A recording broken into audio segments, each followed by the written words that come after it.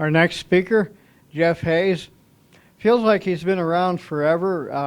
I remember him from a long time ago. He used to hang around the Tesla Museum in Colorado Springs, and he was just an enthusiastic young researcher.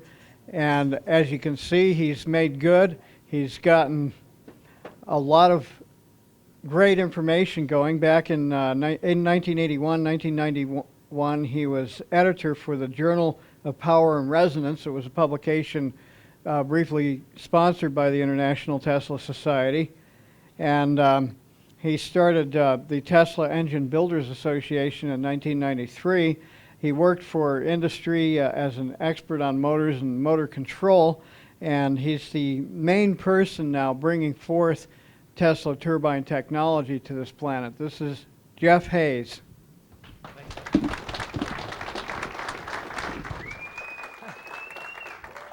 Thank you. My mic on? Thanks everybody for coming. Thanks Michael. Thanks John for operating the equipment. I've got a microphone now.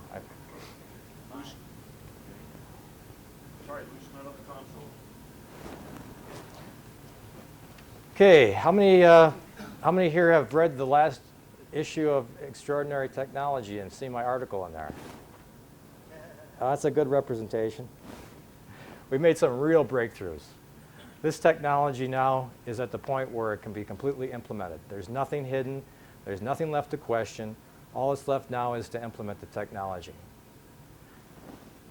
So what I'm going to show you here is exactly what's needed to operate a Tesla turbine efficiently. Okay, John, could you bring up? Yeah, we're getting ready to do it right now. Okay. There is a book available in the bookstore, Tesla's Engine, A New Dimension for Power. This was published in 1994, and it contains all the basics of how a turbine operates. So what I did is I went back and I went to the patent wrappers, and I discovered that Tesla had said they're going to try and bury this, but here's where you look. Okay? You look here, you look here, you look here. There's an article here. It's published here. And to find this, resurrect it, this is where you look. And this is what the book is about. So this book contains all that original information that Tesla said we should look at, plus more. And I'm going to come out with a second edition of this, which is even more extensive, which is going to be available as an ebook.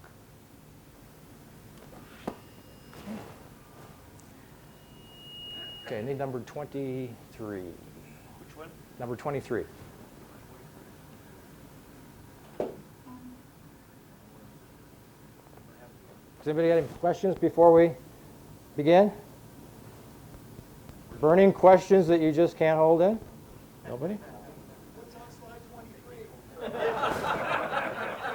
23? You'll see. It's Tesla's attitude about this thing. Tesla was a very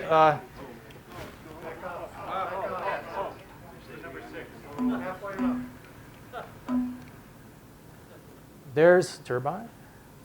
And we have 23 newsletters now that have extensive documentation on turbines that have been built by our membership, and additional patents and additional photos from Tesla.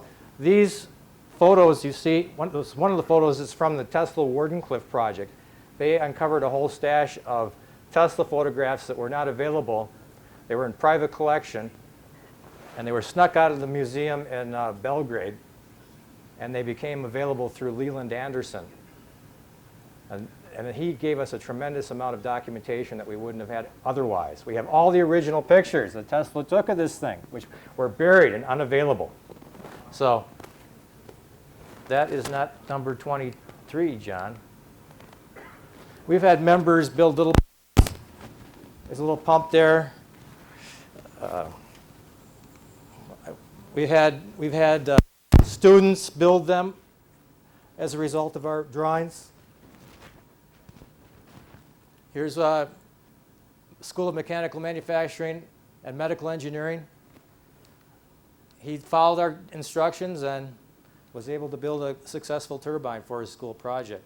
So we've really provided the information a resource for people to be able to build these things. There's another member, easy Tesla-style blower. You can build these things out of acrylic. He took an old vacuum cleaner, high-speed motor, and adapted it to a Tesla pump. And with very good result. Here you see a windsock, and he's blowing air. Here's the little pump, blowing air into the windsock. Oh, here is a real interesting item. The Tesla turbine used as a hydraulic dynamometer. Okay? What makes the Tesla unique in all these different aspects is the fact that it doesn't have any blades. Still don't have number 23 yet. 22? 23. Number 23. 23. But for now, could you switch here, then to 23? Did I say 21? I said 2/3 of the way down. but all these back issues are available for $5 each on our website. So.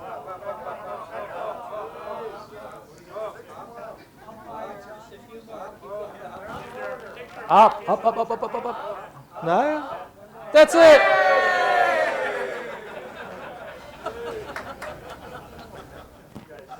Okay, you can stay there for a second. Okay, right. What we see right here is our 15th anniversary issue, and this is another previously unpublished photograph. Here you see the Tesla. This is a demonstrator that Tesla had on his desk as a basic demonstrator of the concept. What you can see here is a little AC Tesla electric motor, and connected to the shaft of that motor is just a series of discs and a hole in the center. So if you rotate this shaft, the discs start to turn. And as the discs turn, they draw air in the center, and it vortexes around in a spiral, and then comes out the periphery. This is the pump. Okay, it's very simple. It's just a series of flat stacked discs. So here we have a turbine that has no blades. Instead of blades, it's got these discs. With some separation between them? With some separation. There's spacers in there. You know, they're not right one against the other. But because we have to have air coming in, and then it has to go through the discs, and then come out the periphery. So there's spacers, little washers between the discs that separate them. Okay? Now the opposite of a pump is a turbine. And any pump can be used as an engine, and any engine can be used as a pump. There's no exceptions to that. Okay, so if you take the driving fluid and come in at the periphery, and then spiral around at high pressure, and then come out the exhaust at reduced pressure, what do we have? A turbine. So it can go either way. Well, this is a complete revolution. It's so simple. You would think that something this simple couldn't change the entire world, and the entire economic situation that we have, and completely change the pollution problem that we have. But this is the solution. Okay? And then Tesla got nowhere with it, right? And here's his frustrations. Right here. Tesla talks about what's going on. He says, blind, faint-hearted, doubting world. Humanity is not yet sufficiently advanced to be willingly led by the discoverer's keen searching sense. But who knows?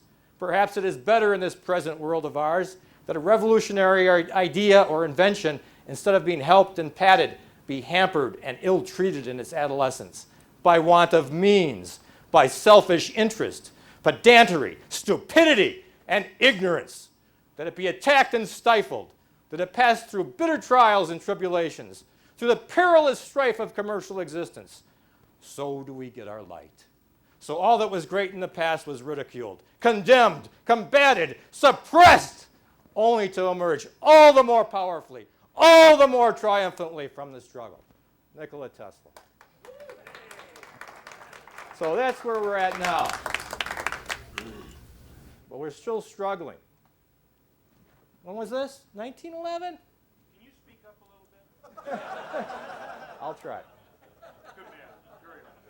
Are you upset? We can't hear you back here. Oh, I'm totally calm. Blind! Faint-hearted! Doubting world! Preach it, brother. Nice. I believe. Okay.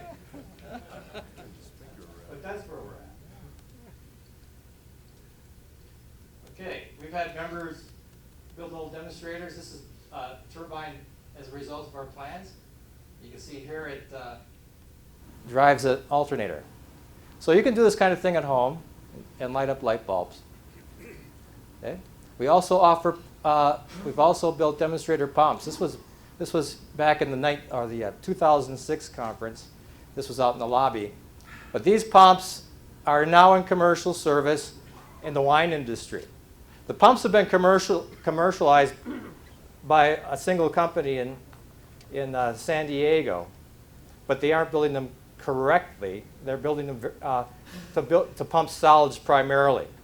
So they've changed the design a little bit, and they've lowered the efficiency as a result slightly. But it is the only pump that can pump solids. The oil industry is completely standardized on this technology now. They have completely switched over to this technology because no other pump can do what this pump can do. Okay. It will pump solids, it'll pump gases, it'll pump liquids all at the same time. It's the only pump that doesn't cavitate. Does everybody know what cavitation is? When you have a pump and it sucks into its input, a vacuum is formed. And when that vacuum is formed, what happens to a liquid when you apply a vacuum? It boils, okay? And when those bubbles, there's boiling bubbles, go through the pump, what happens? Cavitation. The blade comes along and does what? It pops the bubble. And when that bubble is popped, you get an implosion. Okay, that implosion force is huge. If you look at a bladed propeller on a ship, what eventually happens to those blades? They become pitted, they turn into lacework curtains. When you say solids, what do you mean by solids? I mean anything that's solid, like a piece of rock. Okay, boulders. But it does it gently. They pump goldfish through these things without being damaged, without being hurt. It's an amazing pump. It's a complete game changer for the pumping industry. They call it a quantum leap. That's how advanced this wasn't used until the 80s. I get the question, well, if this technology is real and you're for real, why isn't it being used? Well, here's something we can point to. So we can say, well, why wasn't it used until the 80s? It was publicly announced in 1911. It didn't get out to the public into the industry until the 80s.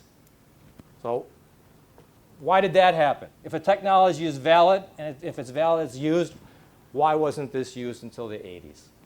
Totally, it was a matter of ignorance. And it's not suppression, it's ignorance as our main problem.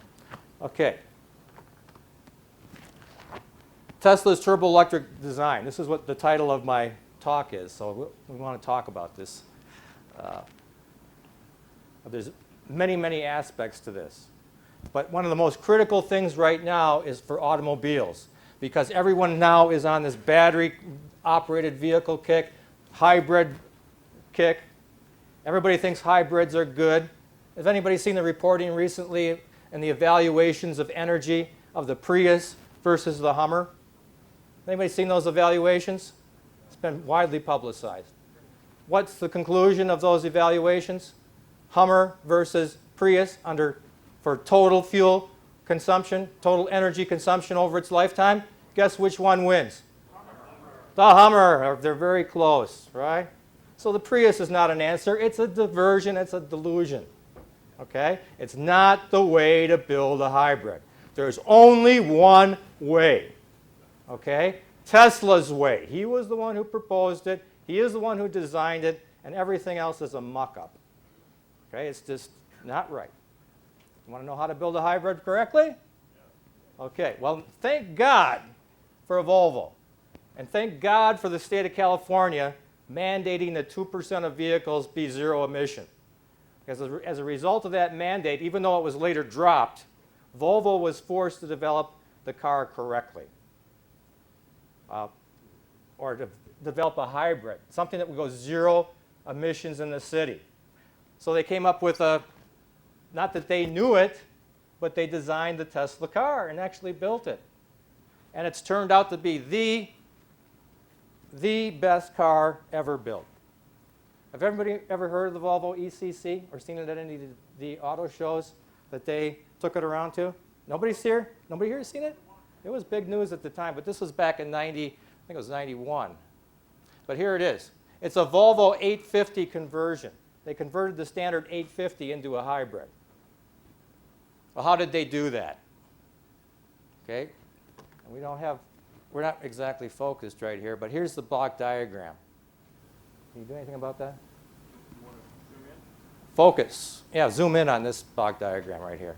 But here you see environmental concept car, highest efficiency in its class. This car got higher gas mileage than any other car ever built in its class. And it's not built right, so they did a pretty good job. But could we focus in on the... Probably not. To the left, to the left. There we go. Don, if you can just zoom or scroll down. There we go.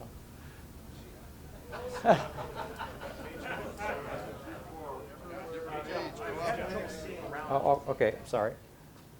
Yeah. Now, is it button? Oh, you're on the wrong page. Previous page. Okay, up or down? You're on the wrong page, John. There we go. These are pictures of testing that was done at the Energy and Environmental Research Lab, which I'll cover a little bit later. Next, previous page. I think it's page. I can't see through him. There we go. Yeah, there's this kind of immovable, opaque object in front of me. It's the wrong page. What do they call it?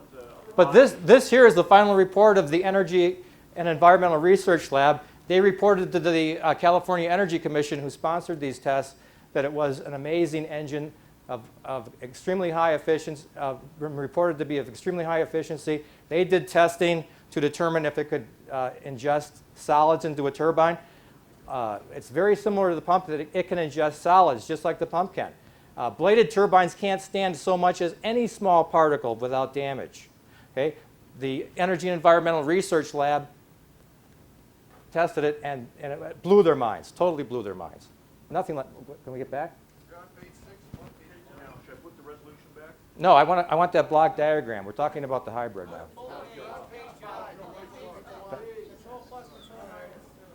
There it is. Okay. Here's what Volvo did. It's very simple, and this is the way all hybrids should be built if they're not going to be worse than the Hummer. The first thing to know about cars is batteries are not going to make cars work. Cars with batteries are not the future, as they tell us, unless they develop a hell of a battery. Batteries ruin the entire thing, because that's what ruined the Prius versus the Hummer, because it needs battery replacement. If it didn't need battery replacement, yeah, it probably would beat the Hummer, but those batteries just toss it right out the window. Same if you got a solar system. Everybody thinks, oh, I'm on solar, I'm green, right? No, you're not. You're worse than the grid. There's more energy into that system than you'd ever use from the grid, especially when you consider the batteries. And if people don't take care of their batteries, the batteries are not a part of our power system. It's not going to work. Electric cars, what do they do for us? They get us onto coal, nuclear. That's what the electric car will do for you. How else? Well, you could go solar, right? But what did I just say about solar? It's worse than the grid. Have you made any progress? Has it hurt the oil companies? No. They're still laughing at all of us. They drive in Prius and it's a Hummer and they don't even know it. Okay, we need the block there. So Tesla had it figured out. He knew how to do it. Okay, the way you do it is the way Volvo did it is they took a bladed gas turbine, which was specially designed in England at a university, and they spent hundreds of millions of dollars to develop this port. Hundreds of millions to make that gas turbine work, be small and efficient, and fit in their car. Okay, that bladed gas turbine, it should be a Tesla type. The Tesla turbine is just as valid as any bladed gas turbine, but it has tremendous advantages over this bladed gas turbine, which I'll talk about in a minute. But this drives a Tesla high-frequency alternator. Okay? What's the fact about alternators? What about that high? Why is it high frequency? Because it's turning fast, all right? The higher the speed, the higher the output frequency. What do you know about the output frequency? As the output frequency goes up, what happens to the efficiency? It goes up. What happens to the power density?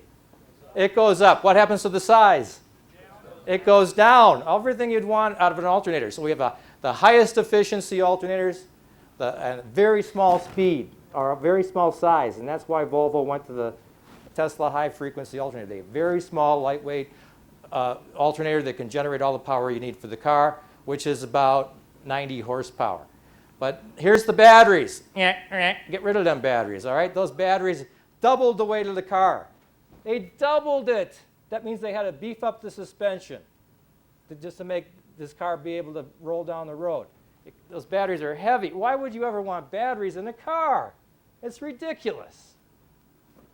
Okay? Tesla high frequency alternator, that goes to a Tesla Logic controlled electronic variable frequency drive, which zeroes the output from 0 to 60. They're a very common item on AC motors nowadays.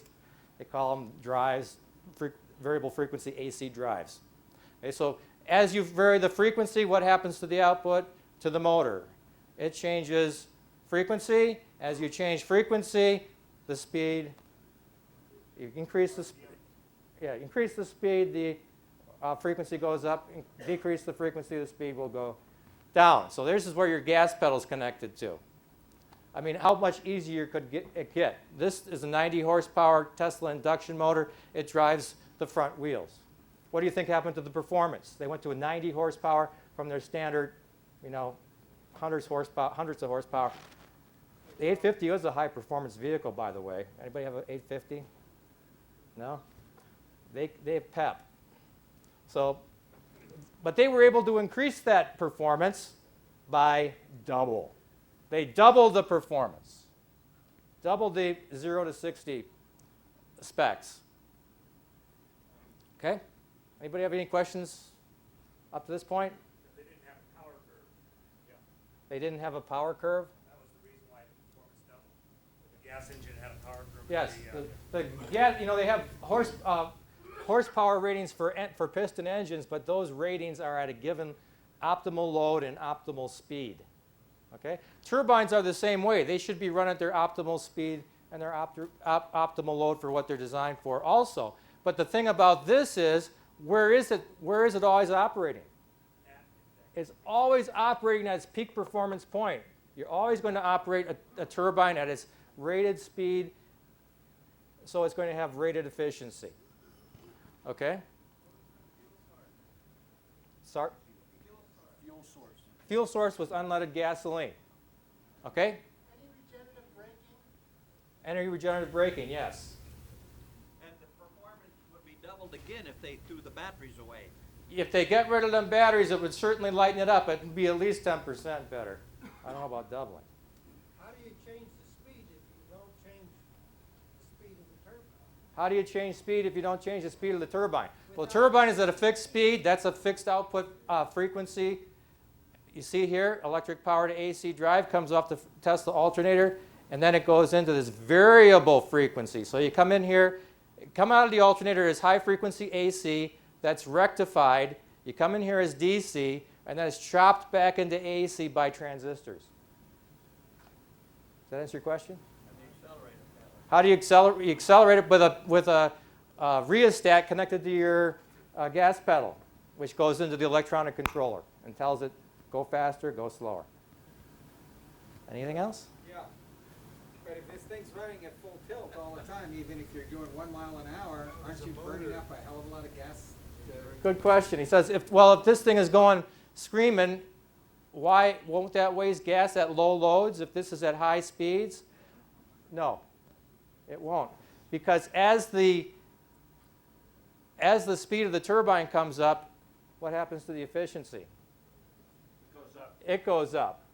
Right, so ideally, if you could turn this thing up to like double its normal operating speed, the thermal or the isotropic efficiencies of power into the turbine versus shaft power out mechanically is about, it can go up to in excess of 95%.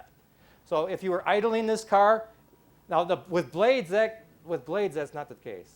But with the bladeless turbine, it is the case because blades have something called windage, because you basically have a windmill in a can with a bladed turbine, right? And so you have blades inside that housing. Even though you're turning and you have no load, what do you have?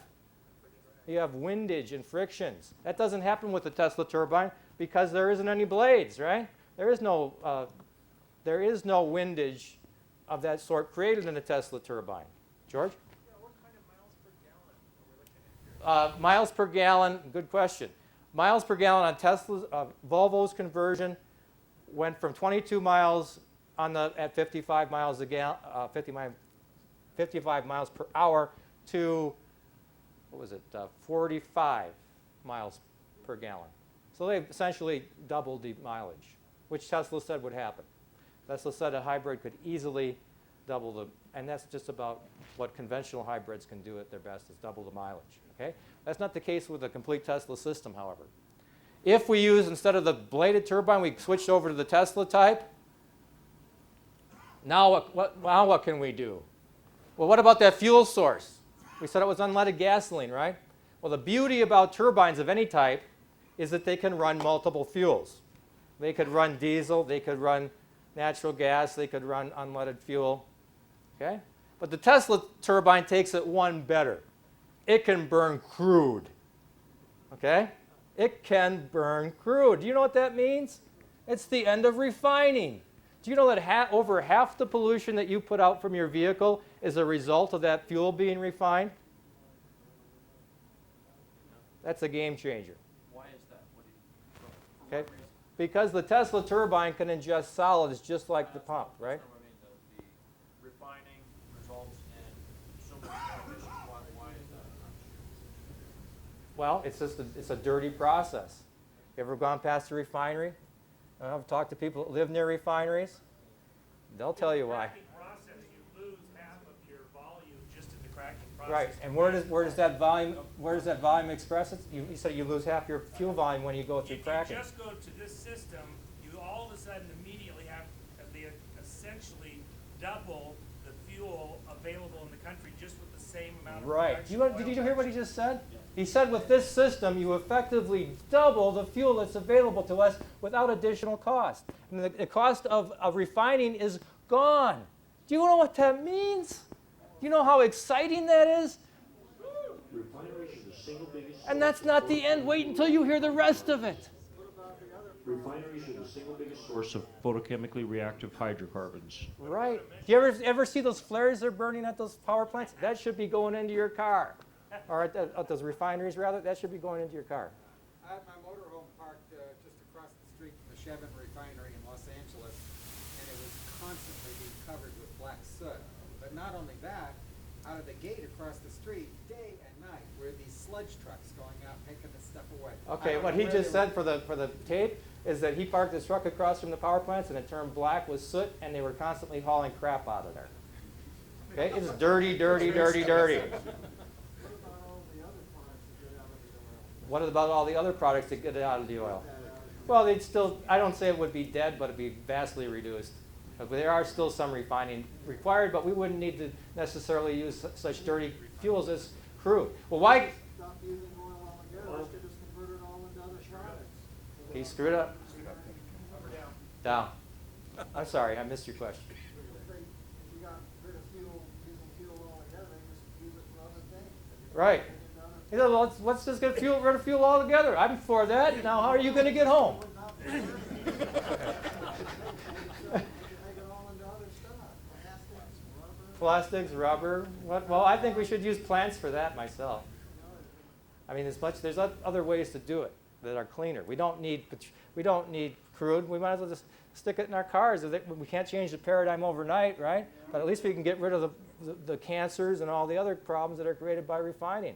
And that's just the start of what the Tesla turbine has us to offer. Why is nothing being done? It's like blind, faint-hearted.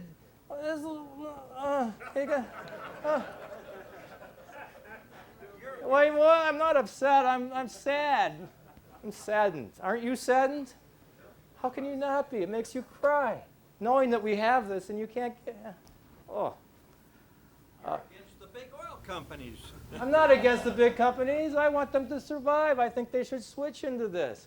But the problem is they set up a paradigm where they control the market via refining. They don't really care who produces the crude product, but they control the refining. That has to change. They have to figure out a way that they can make money without having to go through the refinement process. But that hasn't been in their mind. Why hasn't it been in their mind? Not that they're bad people. It's they don't know. It's a fact. It's a matter of ignorance. It's a simple matter of ignorance. Yeah, it's a game changer, but it's not free energy. How in the world are we ever, if free energy did suddenly appear and we had it, and it could be demonstrated here, and the loop was closed, which I've never seen, okay? But if it was real, and if it was here, and one of these inventors did come up with something like that, how in the world do you think that we're going to get that implemented when we can't even get a next paradigm on our fuel system? How can that possibly be politically accepted? It will never happen. No, if we can't get this through, nothing else is going to get through. Tesla was trying that. Tesla spent his fortune at the end of his life trying to push this technology through because he knew it was essential. He went to Morgan and pleaded with Morgan to fund this. He said that every morning he woke up, his pillow was soaking. Who was he crying for? Us. Blind, faint-hearted, doubting world. Please. I am upset.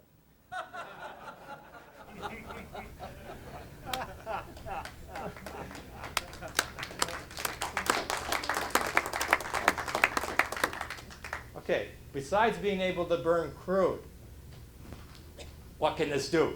We just doubled the fuel supply, right? Department of Energy, do you hear that? We've just have the potential here to double the fuel supply. Why aren't we receiving any support? Why we receive not so much as a penny, not a dime, nothing? Pussy can't make any money. We have all the answers. We have the answers. It's not a technical problem. But you'd be taking away our primary reason for war. Yeah. I understand that. They were taking away our primary reason for war, but That's why we play the video games. well, you know, if they're going to have the New World Order, I wish they, if it's really going to happen, maybe that's, if it could happen right, it could be a good thing. I don't think it will be, but it's got to have it's already here. But we've got to have a change of heart. It's not just the big companies. You can look inside yourself and see what the problem is. I know I can look inside myself. I see it crystal clear. It's the microcosm of the macrocosm. So if you want to know what the problem is, start meditating, because you'll find it. It's not hidden. It's all of us, but we can all change. And if you want we all should be the change we want to see in the world, and it will happen. You know, I'm just one person. You're just one person. But I could have said, screw it, it's too big. I don't want to deal with those problems. I just want to have fun and enjoy my life. Forget it. No, there's still hope. Don't give up hope. You're still alive, and there's still hope. And if you're going to give up hope, I know you guys haven't because you're here. These are the hopers. This is our future, you guys.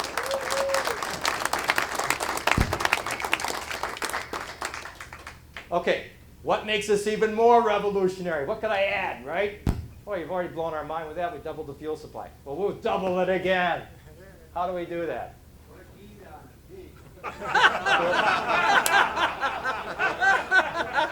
Well, GEET is more of, well, yeah, GEET's great if we could burn the fuel completely. But the Tesla turbine does not really require that technology like conventional cars do because it's clean. GEET it really benefits the conventional piston engine, which we're not going to get rid of for a long, long time. So yes, GEET is useful if it can get rid of the emissions and start burning things properly in a piston engine. That's completely what we need, is something to clean up these engines. But there is something beyond piston engines. Okay, how do we double the mileage again? We said Volvo was getting 45. How do we double it again to 90? Well, take out the, well, that'll give us more. I'd say, okay, that'll do something, but probably only about 10% with the weight reduction. They had very good high-pressure tires on that car to try to make up for those losses. Okay, what did we say the fuel was for this thing? It could be anything, preferably crude, right? An unrefined fuel. The Tesla turbine, or any other turbine for that matter, can use water for half of its fuel volume. Okay? Anybody believe that? We have engines running on water already. They're at all the Toshiba peaking plants in this country. When you draw too much current off the grid, it's a hot summer day and all the air conditioners are running, what do you got to do? You got to crank up the peaking plants. Well, they're gas turbines. What do those gas turbines at the Toshiba peaking plants run on? They run on diesel or natural gas. The other half of the fuel is water. You go outside those Toshiba peaking plants, you'll see a big tank of water and just as big a tank of diesel and a big, huge natural gas line coming in. So they can use diesel, natural gas, but they have to have that water to make it work. How do you mix water and oil? Very nicely. Great Yeah. answer. Yeah. Water is part of oil. Well, you inject the water. They don't have to they don't really mix. They don't homogenize. The oil burns, creates heat, and that causes the water to slash over into steam. Okay? There's two. Where's the combustion engine in relation to the gas turbine? Where is the combustion engine in relation to the gas turbine? Yes. What does that mean? There is no combustion engine. It's a hybrid. So it's burning inside the turbine, or Yeah, right in here you have a complete gas turbine, which includes compressor section, hot section, just like any other gas turbine, and the burner. The burner is where it burns. There's a burner between the compressor and the turbine. And there's no pistons or anything like that. No pistons. Right, I showed you the, is it possible to switch to the overhead quickly? Yeah, I'm just about to do that. Okay, the lights on? You could just push the front light. Lamp, okay. Here's what's inside. It's just a series of discs. You see that? This is an example of a pump, but the turbine is the same, except in the turbine the hot gases come at the periphery, out the center, and in the pump you drive the shaft, causing the discs to rotate, and then you get suction in the center. It spirals around and comes out the periphery. That's the compressor. The compressor then would feed the turbine section. You come at the periphery, but between the compressor and the turbine is a combustion chamber. So you got hot gases, water is injected into the combustion chamber, and then you have hot gases spiraling around and coming out the exhaust. So there is no pistons. Is there a spark plug on it or something? There is ignition source at the burner can. Yeah, if there was a block diagram. In principle, we understand it all, but we're missing the part about burning the fuel. Right. Same as a jet engine. It's the same as a jet engine. There's another picture of the steam turbine. You can see that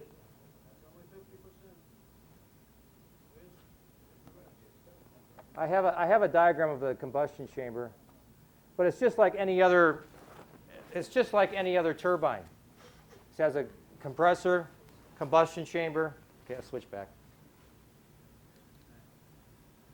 What do they use in a normal, any other turbine engine that combusts the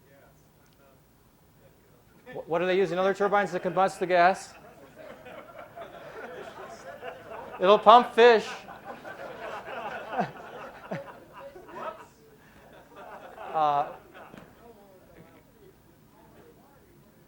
It's the standard combustion that you would find in any other kind of bladed gas turbine, except that it has water injected into it. If you injected water into a conventional turbine's burner can, the water would come into the turbine and destroy it. With the fish, No, the fish is pumped. They don't go through, well, it would definitely hurt those fish if they went through a turbine. especially if they went through a several thousand degree flame. That would not be good. Well done. Can they make jet turbines, the jet engines that would, in the same way that they could replace the old? Could they make jet engines the same way? Yes. As a matter of fact, this technology was developed by Tesla for aircraft. He saw that the Wright brothers had achieved flight with engines. He had the idea of wireless transmission to the aircraft and have electric motors. He wanted to be the first man to fly. And when the Wright brothers did their thing, he looked and said, boy, the engines, internal combustion engines come a long way, but it's a piece of garbage. I've got to make this right. So that's when he started working on the engine, and then came up with this. And it's totally revolutionary. So I see you got it. It seems to be very similar to a jet engine. It's just that instead of blades, you got these. Right. flat- It's the flat- same as, that's what makes it so good is that everything that applies to a conventional ability of a conventional turbine can be done by this and exceeded. Okay? If you have combustion in the chamber, how does it prevent it from backfiring through the compressor station? By Yeah, back to the vortex sucking down. well, it has enough pressure to feed it in. It doesn't go back. The compressor is forcing it into the combustion into the turbine. Tesla did have a valvular conduit, which for liquid fuels, he had a system whereby you could have liquid fuels come in without compression, and then a valvular diode would block the backfiring. It's like a pulse jet. He could operate this as a pulse jet, but pulse jets use reeds for the switching action to prevent the backfeed. This uses a completely passive geometry. It's called a valvular conduit. Kind of a quick digression here. It's questions like these that say why we're not using it, because 99% of the people don't understand every link in the chain. Here you see the valvular conduit. But it's explained, but that's kind of a side issue right now. It's another combustion technique. Okay. Okay, so we use half water, and it can be dirty water. You could literally pee in your tank. It wouldn't hurt it. That's unheard of. At the Toshiba peaking plants, they have huge facilities, larger than the turbine buildings. And what do you think's in there? Reverse osmosis tubes, right? And if they have a peaking event that exceeds their water supply, the water tank goes empty, and they still need the power, what do? They start lining up stainless steel trucks at the tankers at the gate, and they get the water shipped in. They have to have that water. They can't operate without it. Okay, so in the conventional world, it's already proven. Water can be used for half your fuel volume. The advantage that Tesla brings to that is that you can have dirty water. They only use those Toshiba peaking plants for peaking because they're too expensive to run. And why is that? It's because of the cost of the water. Because that's even more expensive to condense the water and to recycle it. Yeah, they do that in coal plants. They have big condensers that they condense the water and then they use it. That doesn't happen. They just blow it out the exhaust at the Toshiba plants. But they get a 38% thermal efficiency. Okay, that's why the mileage doubles, is because the efficiency of the turbine is effectively doubled when you use water for half your fuel. So now we have water for half of our fuel. We've gotten rid of the batteries. Now we're over 100 miles per gallon. Yes? What is the exact process? What does the water do? What is the fuel is burning, the water's turning to steam, and I take it that the steam pressure is contributing to the turbine effect? Right. Okay. Right. The steam increases the pressure. There's two ways to run a gas turbine. One is to use water injection, and the other is to do what? If you don't use water injection, you've got to do what? Use a combustible fuel. Well, we're using a combustible fuel. Didn't anybody read my article? You guys didn't read it very well. It's in there. This isn't an exam. Give us the answer. Okay, I'll give you the answer. Use multiple stages of compression. Siemens makes what they call combined cycle turbines. And in a combined cycle turbine, you have a gas turbine, then you have a steam turbine. Okay? They have multiple stages of compression. Stage, stage, stage, stage, stage, stage, stage. They're huge. Has anybody seen those Siemens commercial power plants? It's huge because of all those compressor stages. There's 38 stages of compression. It makes it into an impractical, huge monster. I mean, well, they use it, they do it. It works, and they don't have to use water. But if they could, they would, but they can't. They're bladed turbines. They do what they can. Even as difficult as bladed turbines have been made to work, they've made them work. Billions of dollars have been invested to make bladed turbines work properly. Not even millions have been invested in the Tesla turbine. So if we put, it's just a small percentage of the money that we've put towards bladed turbines, this technology would be completely commercialized. I heard in the early 60s that Chrysler and other car companies actually had turbine cars that were powered by turbines. Right. In the 60s, Tesla had, or Chrysler built turbine-powered car, correct. So do you think if they used a Tesla turbine instead, that they might, for the efficiency, this would have been better? The Chrysler car that they built was only, it only got 8 miles to the gallon. Okay. Which is kind of competitive, you know. What does SUV get? You know? And the turbine blades were cracking. And the turbine, yeah, they had problems. Yes, John. In 1981, we, using an old JT3D,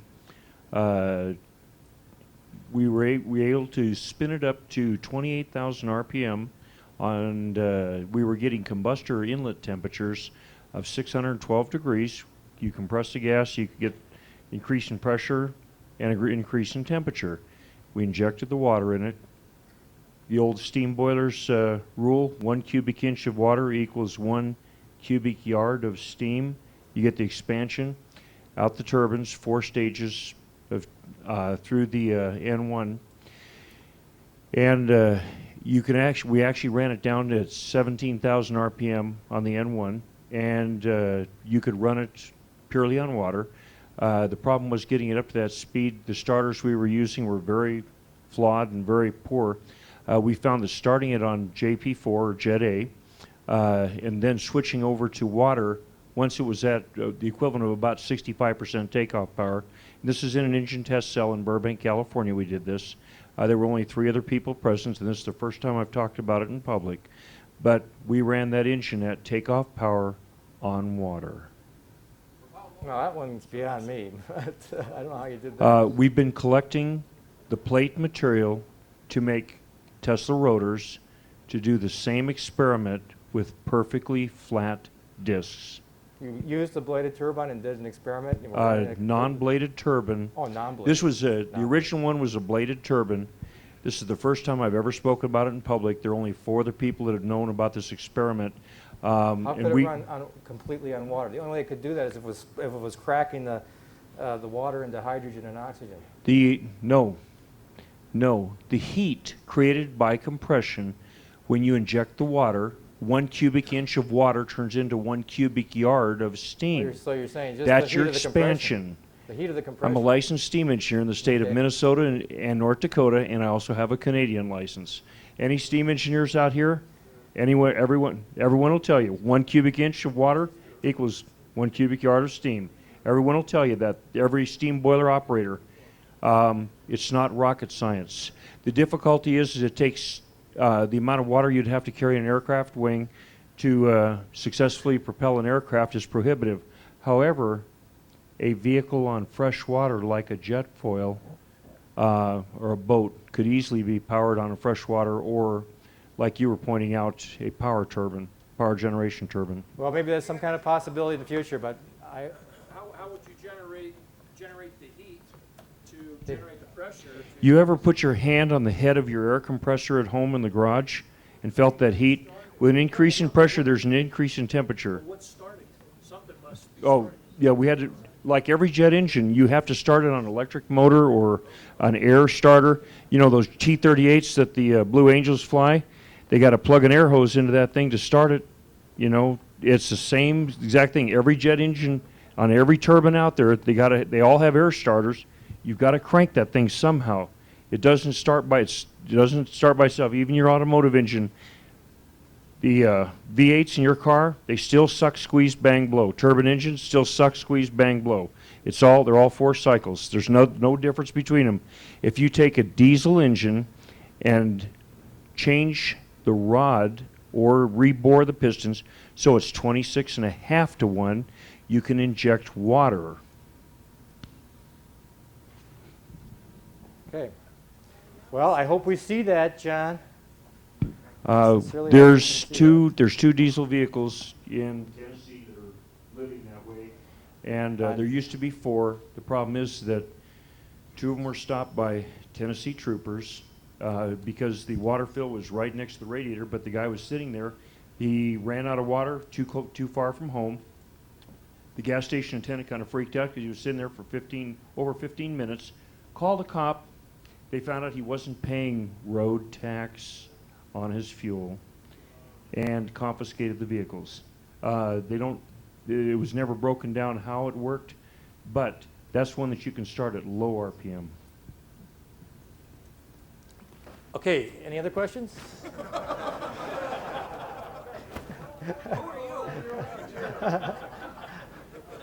Somebody asked earlier, what about emissions out of the turbine? And also, is salt water a possibility, or would that be a problem? It says, could you even use salt water? The answer is yes. You can use any kind of contaminated water.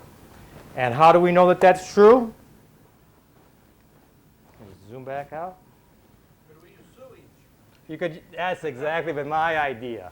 You know that black water sludge sewage that comes out of the sewage treatment plant? Yeah, now we got a fuel source, right? We got all that entrained poop will be burned. I can run my motor home on my porta potty? That's right. You can run your motor home on your porta potty. Yeah. If I need to refuel, I just go to the convention, the hotel, and park next to the hotel? Yeah. This is the only engine that will run on pee and poop.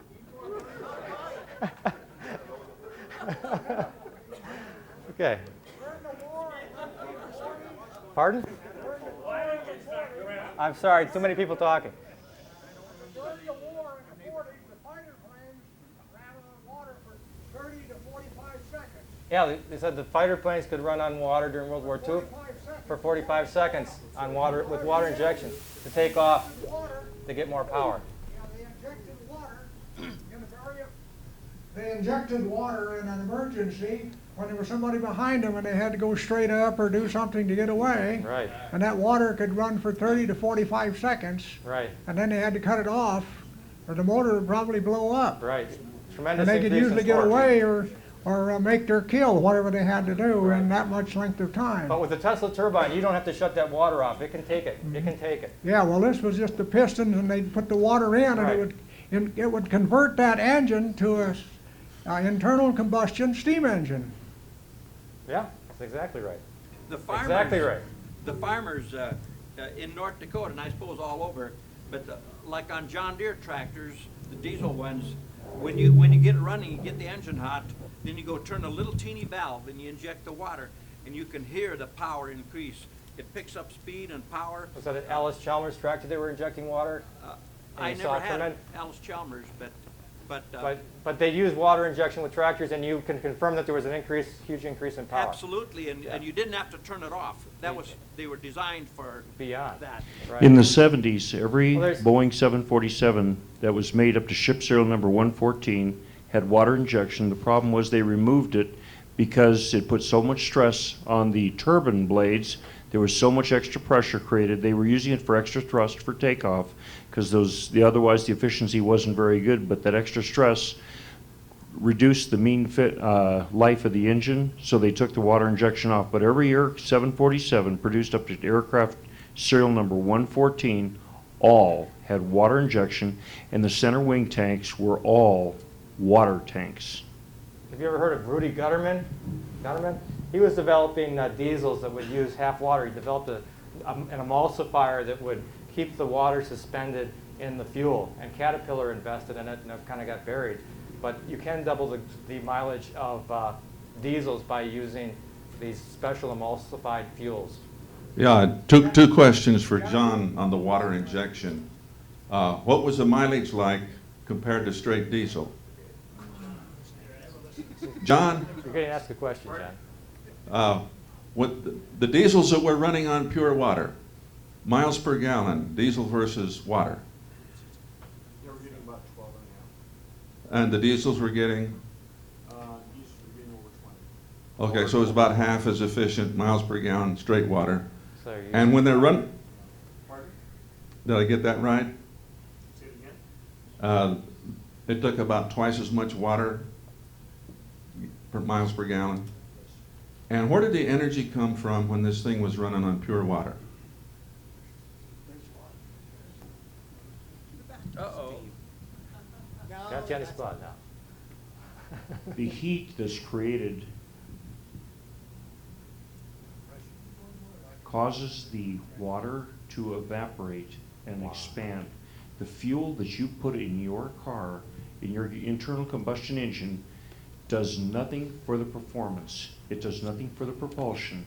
All it does is when you break those carbon bonds, that energy that is released is conveyed into the air molecules around it. And what it does is those electron orbits go from this orbit to this orbit. They get all wide and Clyde and big and wide, and they push each other apart, and that's what pushes your piston down. Breaking those bonds in that fossil fuel does not power the car.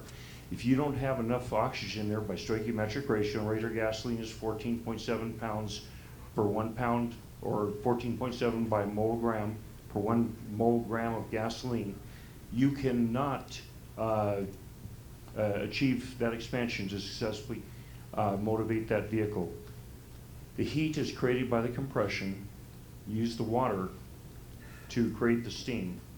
And the turbine inlet temperature, TIT, was over 600 degrees on the turbine. It's amazing what you can, there are people that have recorded close to 700 in diesel engines, but the diesel engines, they just compress the air till the heat rises to the point where when they inject the fuel, that it spontaneously combusts and ignites at 22.5 to 1 compression ratio.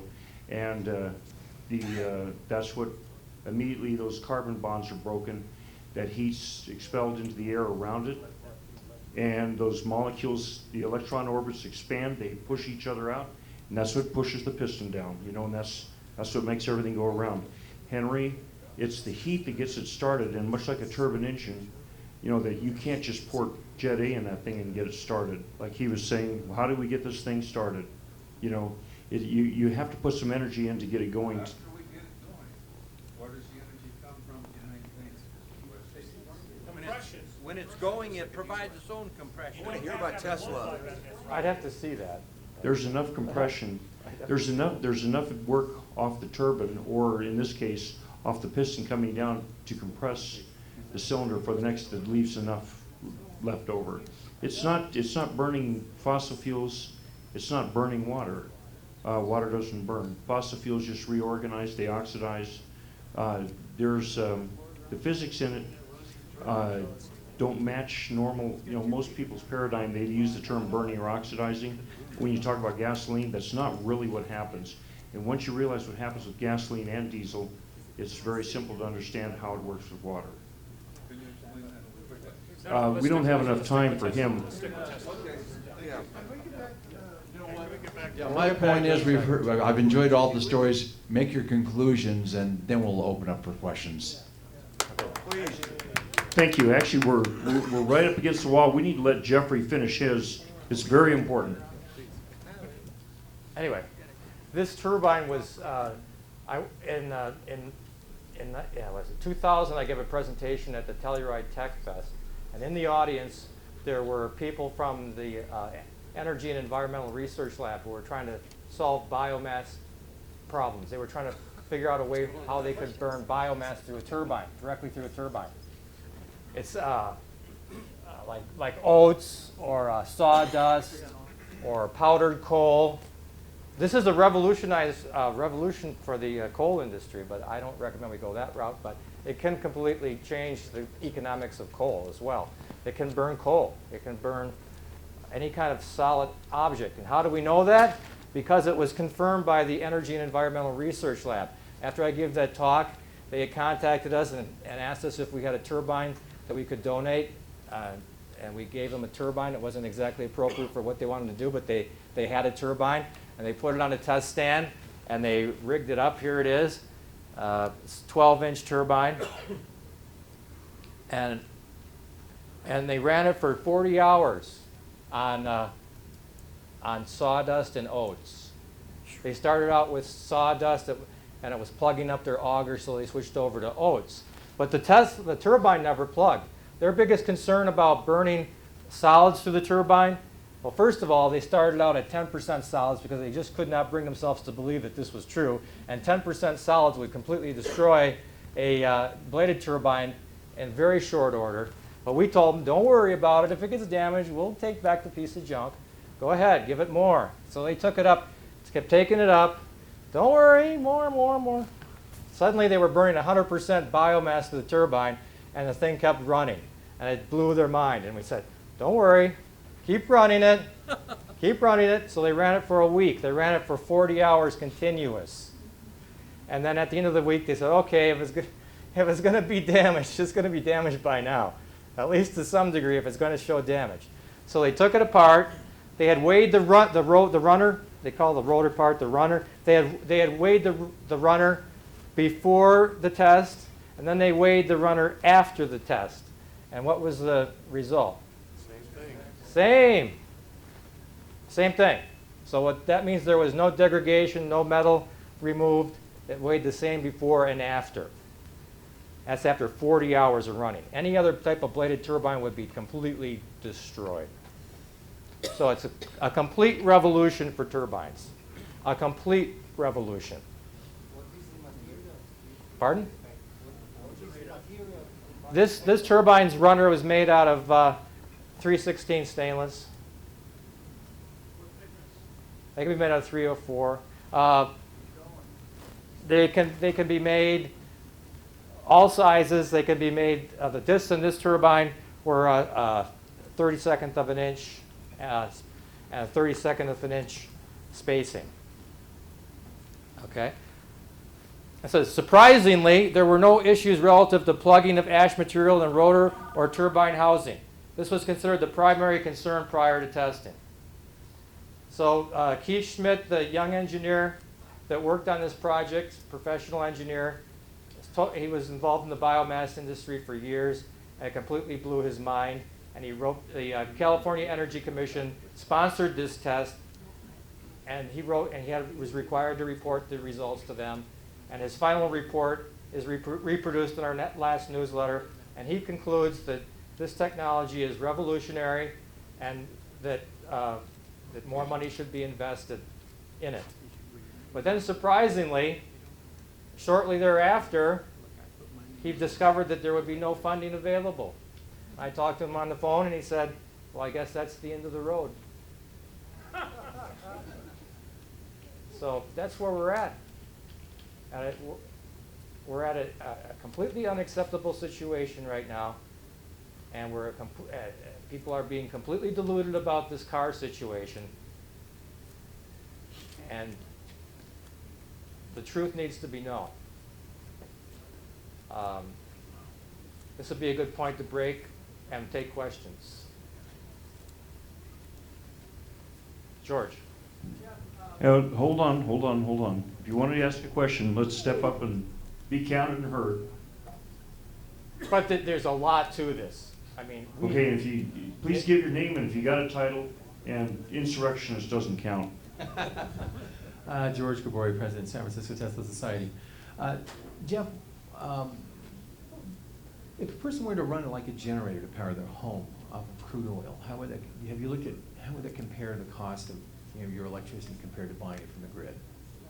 The price of what would be the price of electricity versus? How would the cost of electricity compare if you're buying electricity from the grid versus running a turbine in your own Excellent home question, off George. of crude? There will be no cost for fuel with this system if implemented what Tesla told us to do, because this situation with the engine, that's for cars. Okay, if you're talking the grid, this system can be used to provide the entire grid with clean energy.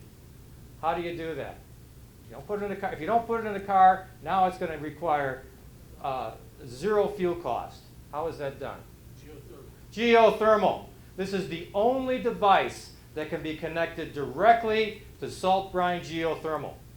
And why is that so important? It's important because it's the only viable, reasonable, economic source of geothermal power that we have in this country is salt brine geothermal. Down in the Salton Sea in California, you sink a relatively shallow hole, and up out of the ground comes high pressure steam.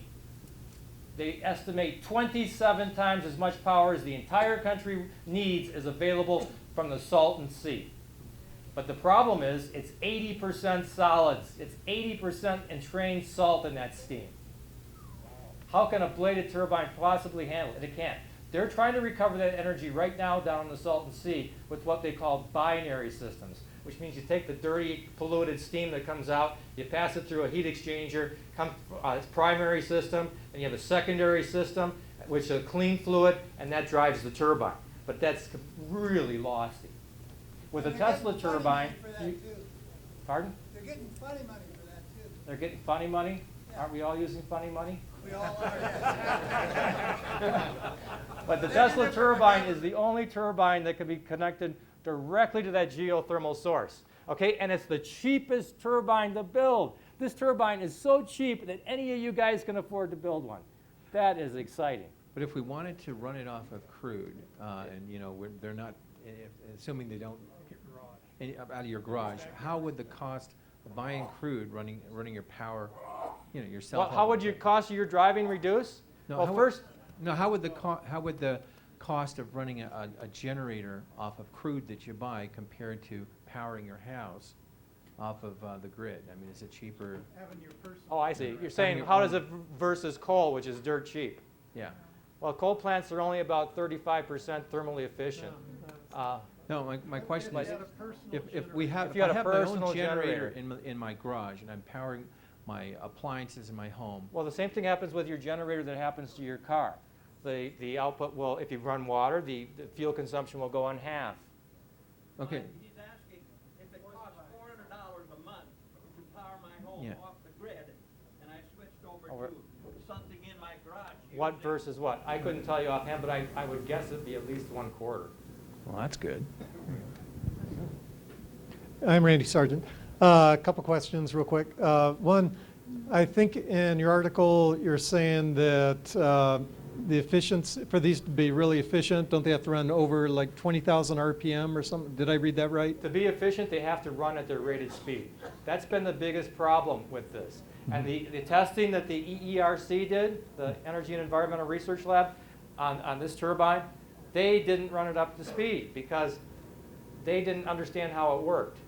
As bright as this young engineer was, he had his own ideas and refused to listen to what we had to tell him.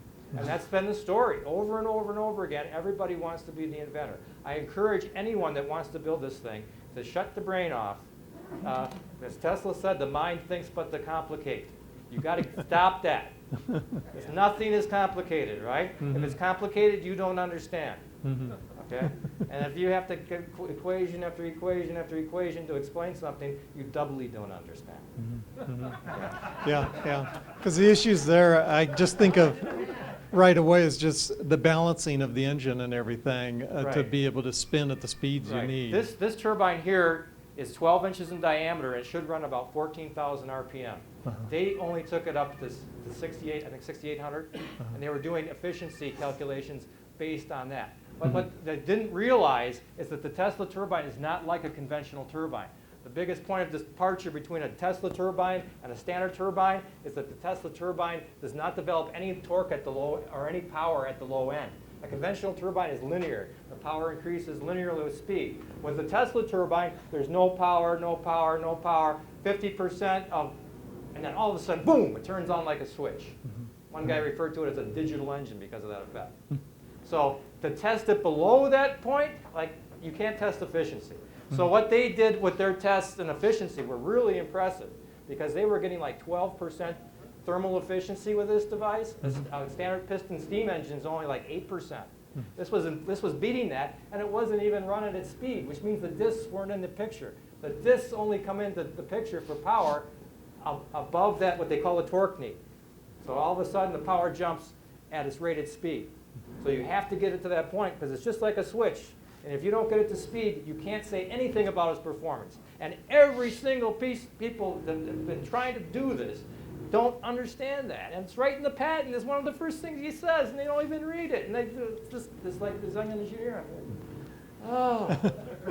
And are you selling T-shirts?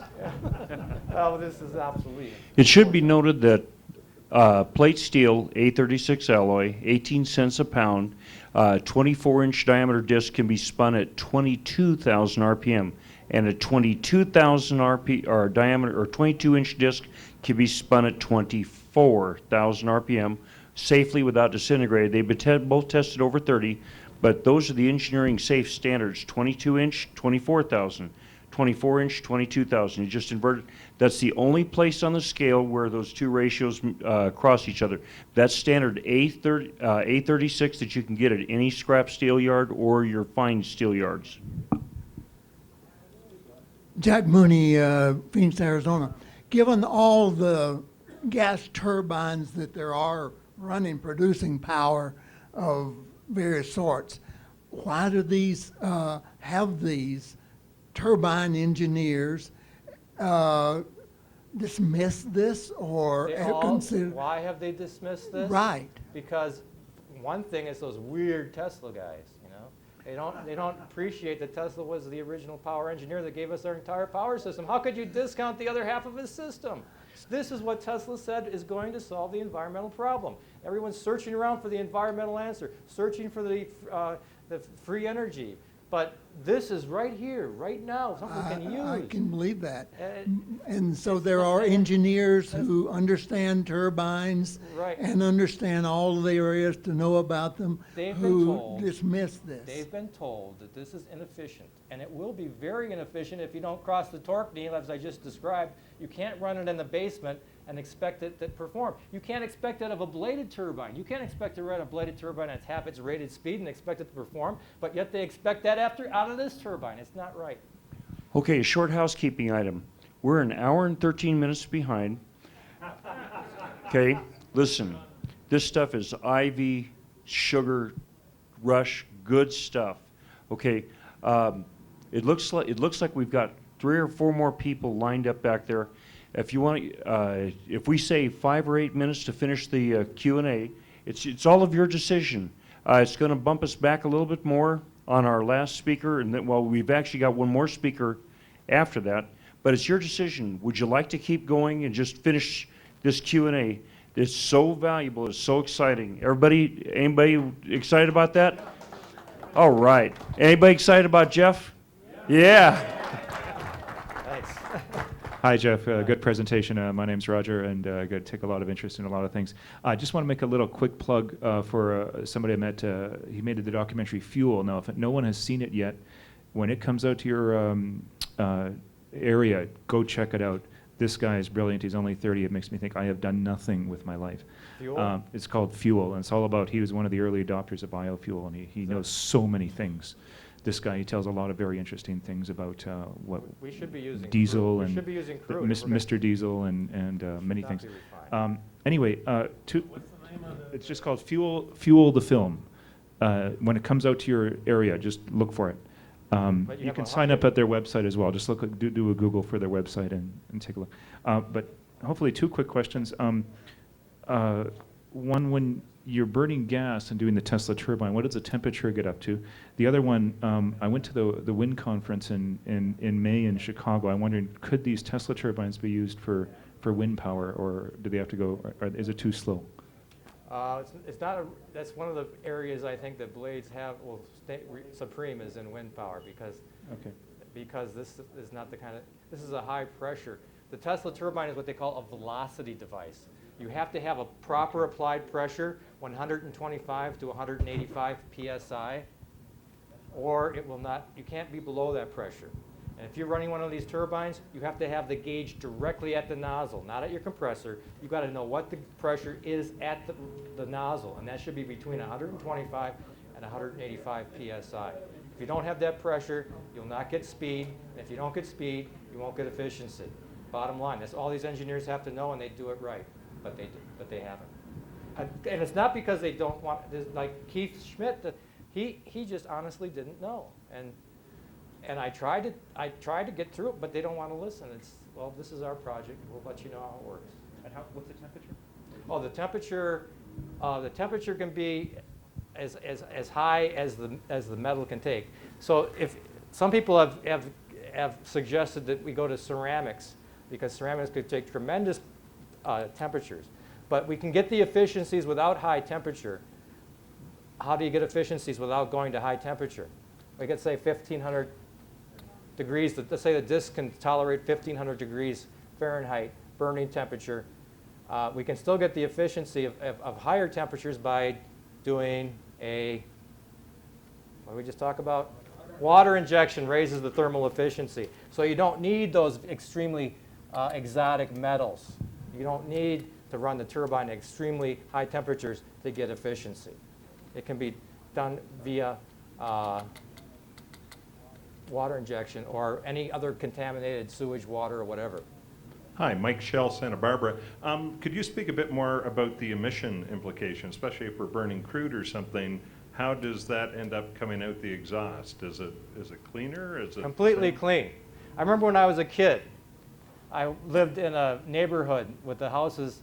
Everybody had oil-fired burners in their house, and we'd go out in a winter day, and the air would not have a bit of fumes of diesel. Even that's what we were burning in our furnaces. Everyone was burning it. Why was it so clean? Because they were burning it at high temperature in a ceramic pot inside their furnace. They weren't going bang, bang, bang, bang like a piston does that uses the same fuel. So if it's burned properly, it will burn completely, and there will be nothing left on the output except CO2. So that's true of most any fuel then? Any fuel. Cool. Including crude. Did everybody catch what Jeffrey was saying about the noble metals and exotic metals? Most of the turbine engine materials that are used today are Inconel, Hasloy X, or Hasloy W. A penny made out of either Hasloy W or a penny made of Hasloy W costs 2 U.S. silver dollars. A penny made of Hasloy X costs 2 U.S. silver dollars and 2 quarters. Okay, the Tesla turbine, you can make it out of A36, and you can make a whole rotor that weighs 50 pounds for 18 cents a pound. It's the most economic type of turbine that you will ever encounter. Two quick questions. What kind of CFM of air are you using? I mean, we're going to suck all the air out of the room if you have one of these in a vehicle or a car or something like that? What kind of volumes are we talking? It's air consumption per unit of horsepower won't be any different than a conventional. It won't deprive us of oxygen. Okay. Quite the opposite. All the energy that's used in that refining process is gone. Not just the extra fuel that you recover, but all the electricity input into that plant is gone. Not to mention all the people driving to it. Well, I was thinking just of a car, you know, if you were using this, it's somewhere related to the car, the passenger compartment, is you're sucking a lot of air, or is it just passing a small amount? It's a minimum amount. I don't think we should be sucking air, but but we're doing it. We're burning up the atmosphere, but we better stop burning it as fast. Okay, one other quick question. You know, with shale oil, which we have much more of than the oil we got to go deeper to get, and it's right on the surface. Obviously, that's in a solid. The cracking process is just brutal to get, and that's why it's so expensive. This solves the coal problem. This is clean coal. All the rest of the BS they're talking about clean coal is just that. Will we just break it up into smaller particulates as opposed to actually cracking it or refining it and then just send it as almost a solid? You don't crack it, you don't refine it, you burn it. That's what I'm saying. Yeah. So we send it almost as a coal dust. You burn it. You burn it. Just like it would at the power plant, but now it goes right to the turbine. You can't put combustion products through a conventional turbine. It would destroy it. Right, but I'm just saying, rather than a crude, if we were using a dust as a shale oil dust or a coal dust. Anything that's entrained with fuel, including tar sands. Right now up in Canada, they're just turning that place into moonscape to recover the oil out of the sands. I've been on site there.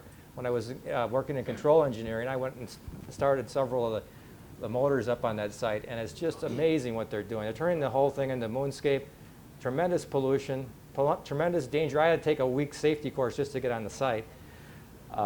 But they take the tar sands and they steam distill. They have natural gas, they heat steam or heat water, make steam, and they use that steam to boil the fuel out of the sand. It's tremendously efficient. With this system, they could take the tar sands.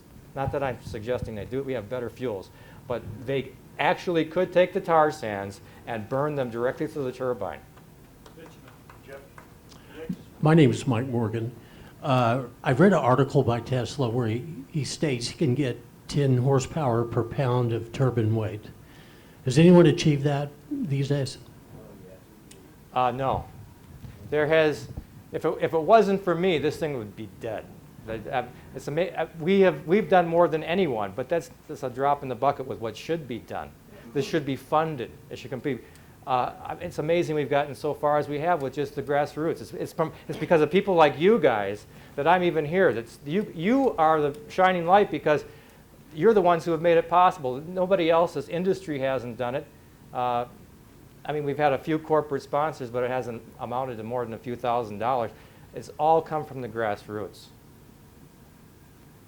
I'm going to ask you to comment on a possible retrofit market, like wherever they have bladed turbines. Could you show them a Tesla turbine and say, hey, retrofit it, and would it work? But first, I just have a question. I've been sitting in the fourth row of the third seat, and my wife and I, we had a clipboard with some notes on it and stuff, and it seems like gone. Has anyone seen a clipboard? It was the old style clipboard. They found one. Great, thank you. Okay. Just comment on the retrofit market, if there Okay. is one. I've been involved with a retrofit, which is really exciting.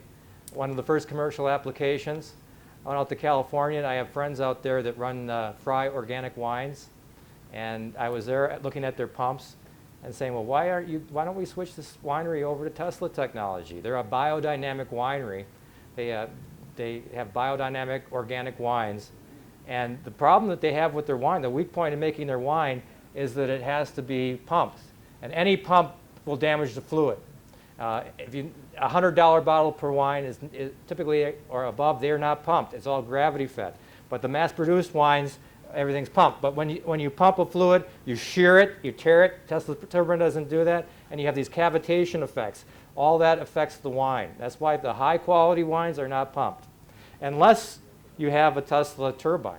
So what we've done for the Fry wines is we've turned their low-price wine, the mass-produced wine, organic is a great wine, but now that we've solved this pumping problem, it's still cheap, it's mass-produced, but now it's the same quality as a gravity-fed wine. It's a revolution for the wine industry, and they're the first ones to do it. Once other wineries figure it out. But the way we converted those pumps, we took standard centrifugal bladed pumps designed for the wine industry, we took out the rotors, and we retrofitted it with the Tesla disc pack, and boom, you got a Tesla pump. So you can actually get these things imported from China and make them really cheap. But the commercial pumps that are available, they build those from scratch. They're like 10 grand a piece, and we converted those pumps for a matter of a couple $100. All we had to do is do a program in the CAD and make for the discs and send that to the laser printer, and they send them back to discs, and boom, you got a Tesla pump. There is a big retrofit market for it. Everything could be retrofitted. But a lot of times it's not economic, though, because well, it might be economic if you're doing it yourself, but if you got to go buy a $10,000 disc flow pump, but the oil industry doesn't mind paying that kind of money, but nobody else has that kind of cash. You can convert. If you want to do a project, that's what you do. You take go and get a free centrifugal pump, take the impeller out, make sure that's a volute housing. Take the runner out, rotor out, and put the Tesla runner in, and you have a Tesla pump. One last question. My name's Charlie. I'm from Old Mexico. How would this pump, this turbine, apply to hydroelectric turbines, where you're running a head of water down through a penstock and turning a... It will work with water. Will it be sufficient? Right. If you get a sufficient water pressure, between 120 and 185 psi, it will work with water more efficiently than a bladed device. Actually, they're in Colorado. There's a private ranch that has 1,904 feet of drop that is currently using a 26 blade Tesla turbine because you have over 950 psi and they have a 12-inch duct feeding it, so they are already using it for hydroelectric. Really? You said bladed. Yeah, there's 26 blades, discs. Oh, they're not blades, they're discs. Yeah, excuse me. Okay, and well, there's a turbine head here. A blade works by impulse and reaction. A Tesla turbine works by adhesion and viscosity. If you take a drop of water and put it on a dinner plate, it doesn't just run right off, right? It's sticking. That's adhesion. And it doesn't separate. It's in a drop, right? It doesn't form into all kinds of small particles and separate. It has attraction to itself. That's viscosity. So there's two properties, adhesion, sticking, and viscosity, sticking to itself, is what propels the turbine. Even though there's no lifting surface, it's not dragging either. It's not a frictional effect. There is some friction, but if there was high friction, it wouldn't be efficient. A lot of people call these friction turbines as done by the friction. No, it's not friction. It's adhesion and viscosity. Let's say we've got this plate that's spinning, and it's got a drop of water sticking to it. Is there any friction as it's spinning? No, it's sticking to the plate, right? Now we suddenly get enough inertia that it releases and flies off. Has there been any frictional effect? Very minimal. So it does not operate by friction. That's what blows the engineer's mind. They say, I went around and around with a PhD mechanical engineer on the internet, and finally he lost the argument, but he would not give it up. He did get my book, and finally he said, okay, uncle. Ladies and gentlemen, Jeffrey Hayes. Thank you, Jeffrey.